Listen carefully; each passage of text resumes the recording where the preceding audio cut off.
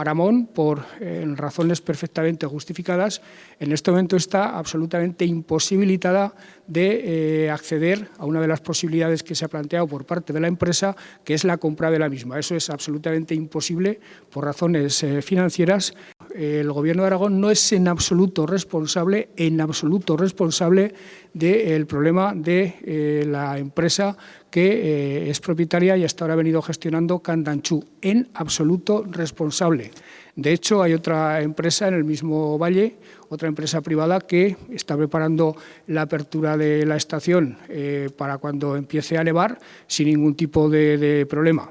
Nosotros, como Gobierno, nos hemos puesto manos a la obra y vamos a tratar por todos los medios de que la estación se abra.